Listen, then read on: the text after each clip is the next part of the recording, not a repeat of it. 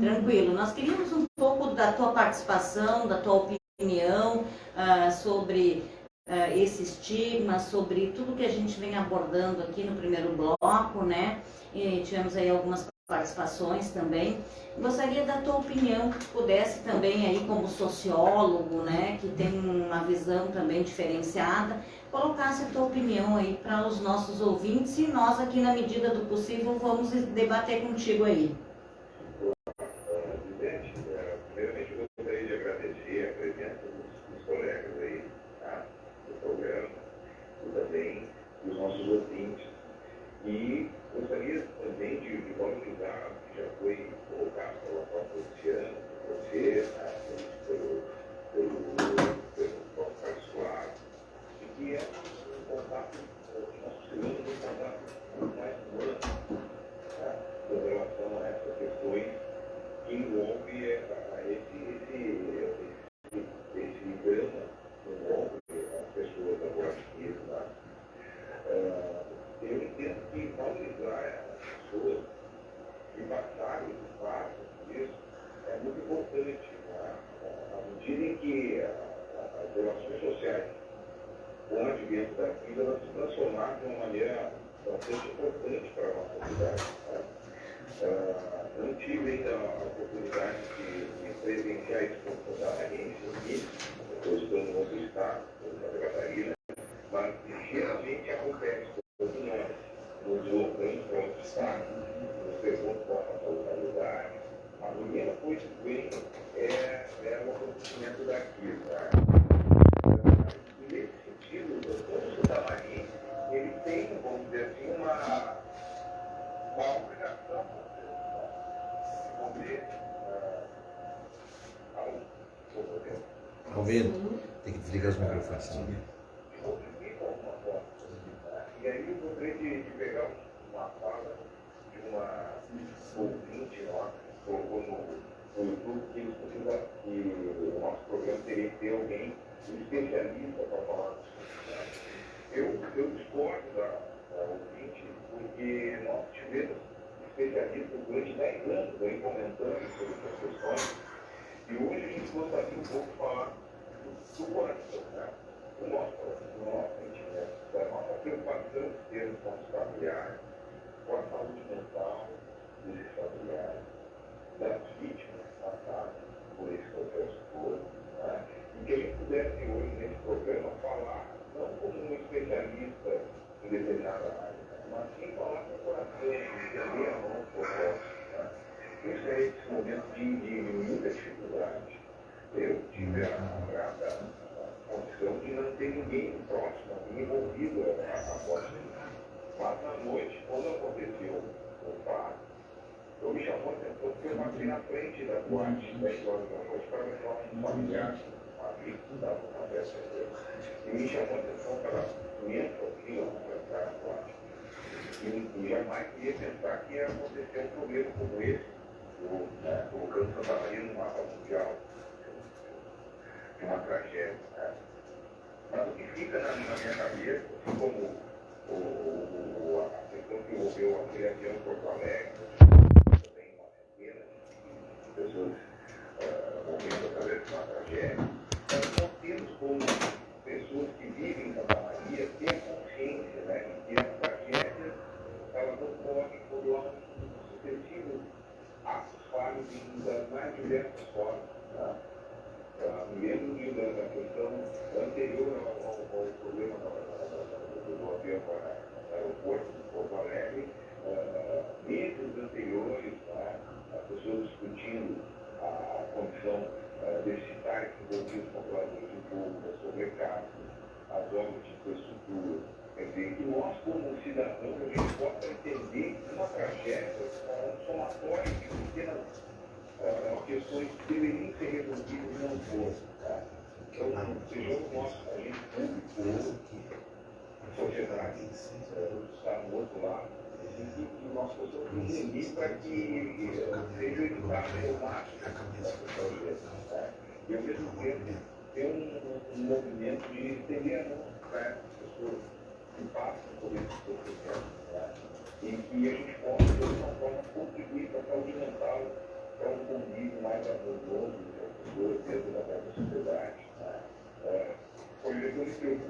Santa Maria se tornou uma cidade muito triste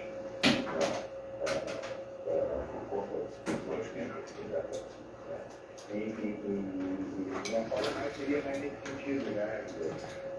Tentar contribuir de alguma forma no coração, não como um especialista, como a nossa ouvinte Neuza colocou no programa, e como nós estamos abertos a críticas e, enfim, a dialogar com as pessoas, eu acho que seria essa a minha contribuição. Perfeito, eu acho que realmente a questão dos especialistas, como o Rodrigo bem falou, né? Durante 10 anos tivemos especialistas e hoje, durante o dia, todas as emissoras procuraram, trouxeram aí advogados, juízes, né? Trouxeram todos os possíveis. Então, na verdade, a nossa contribuição não é nesse sentido. Nós não somos especialistas, nós somos pais e mães que sentiram na pele. Eu também tenho meus filhos e naquela noite também meus filhos, estava uma festa na minha casa e eles queriam ir para a boate, né? E eu disse, não, vocês já beberam, vão ficar aqui em casa, vão beber aqui em casa.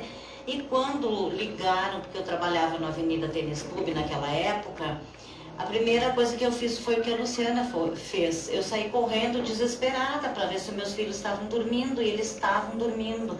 Mas, assim como os nossos sócios, os nossos funcionários, muitos estavam lá na boate. Então, eu vivenciei tudo isso. E, inclusive, naquela época do DTG, do Avenida Tênis Clube, nós fizemos a comida para os coveiros, para as pessoas que iam até lá, né? Tudo isso, cada um fez a sua parte.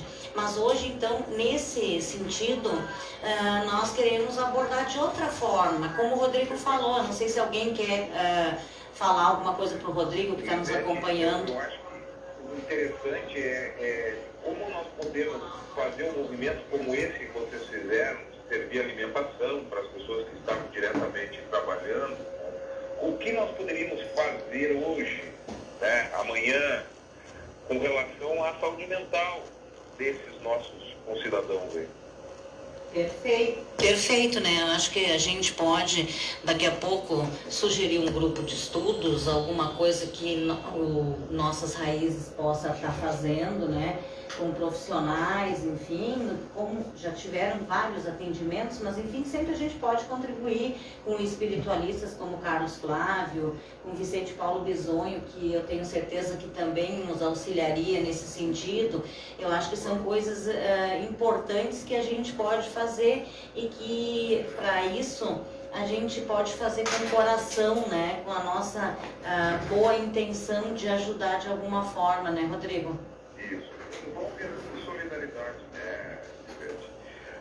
Um país, um estado, uma cidade que não tem os seus laços de solidariedade bastante solidificados, com aquela noção que a gente comenta sempre aí de comunidade, fica difícil se estabelecer uma relação social saudável, né? Verdade. Alguém mais quer fazer um comentário com o Rodrigo aí ao vivo? Claro, tudo bom, Rodrigo? Que saudade! Né? Verdade, o nosso grupo aí andou meio desfalcado, uns não podendo estar presentes. Teve 2 dias que eu vim aqui totalmente abandonada por vocês.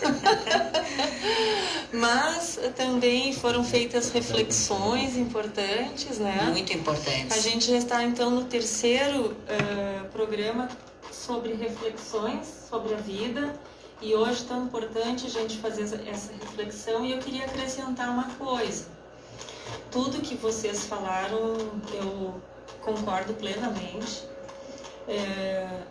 Também gostaria de dar o retorno à nossa ouvinte que realmente nós não somos especialistas em assunto legal. A única coisa que eu posso acrescentar é que eu, como engenheira de segurança do trabalho, eu tenho uma visão importante a declarar. Eu costumo fazer treinamentos de prevenção de incêndio, eu conheço o que é o PPCI, eu faço treinamento de TPCI para brigadistas. Eu sei da importância que existe em cima dessa norma da NR23 e das demais NBRs, tá? Que são inúmeras normas que toda a instalação que recebe público e multifamiliar precisa atender, tá? Sejam elas estatais, estaduais, municipais e particulares.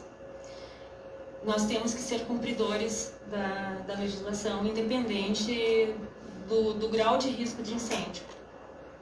E eu gostaria de acrescentar, como engenheira de segurança do trabalho, uma frase que eu falo em todos os meus cursos.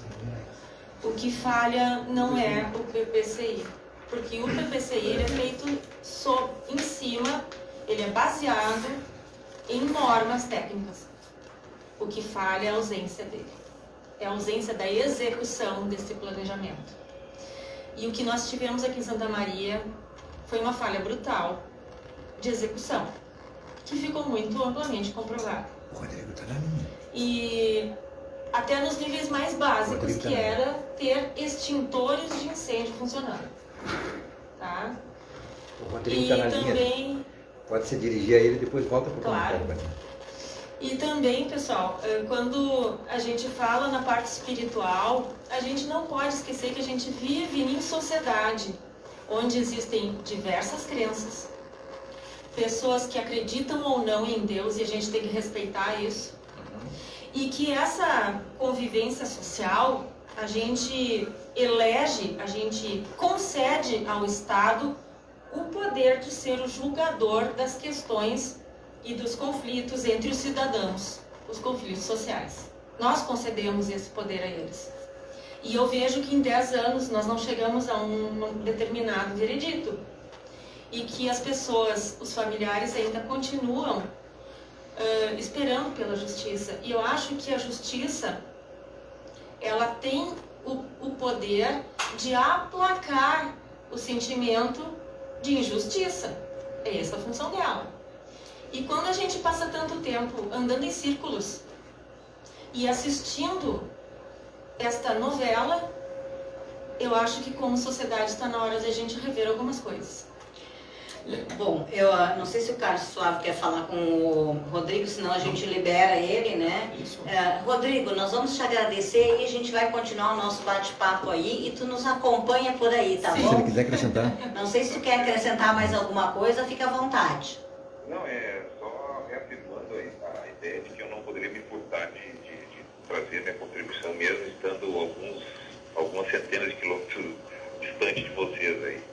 Mas gostaria de agradecer a presença e semana que vem, ou na outra, estaremos aí. Ok. Aproveita as férias aí e no retorno a gente te aguarda por aqui, Rodrigo. Um abraço aí de todos nós aqui da mesa.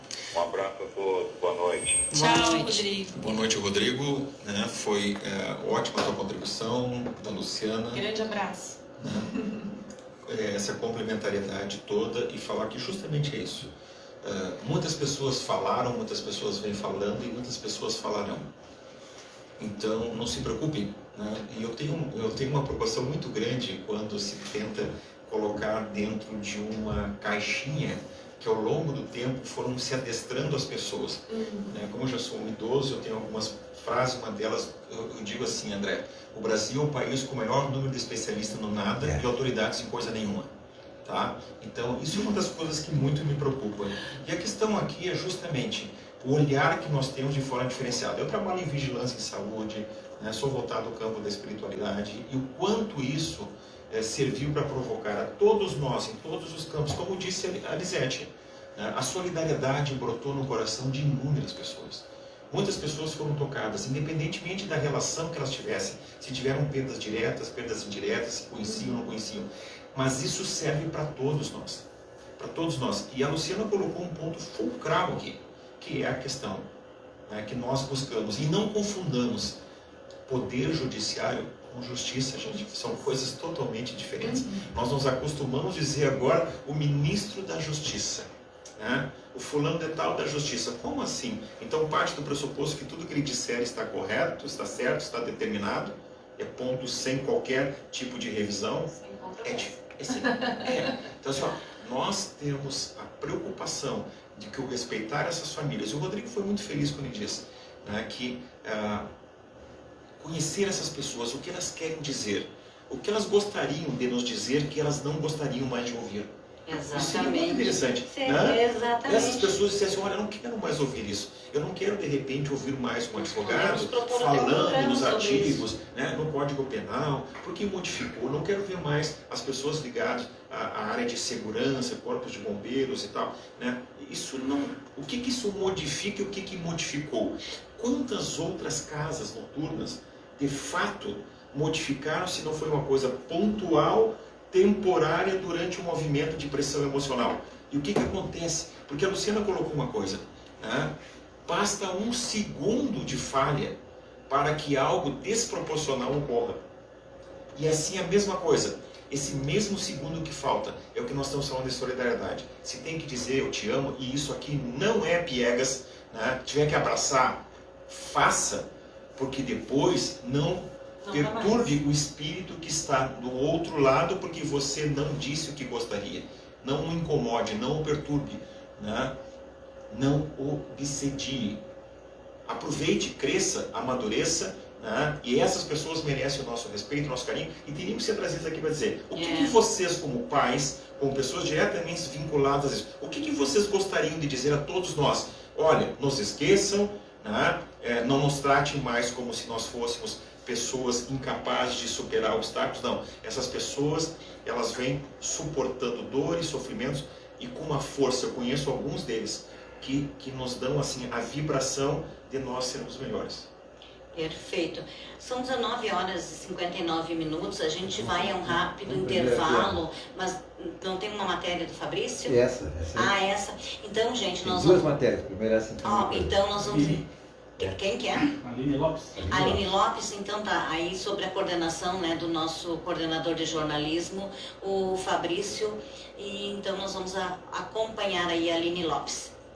Aqui na Praça Saldanha Marinho, onde nós temos agora o pronunciamento dos 3 presidentes da Associação de Familiares e Vítimas da KIS, e eles estão falando sobre questões de punibilidade, questões de organização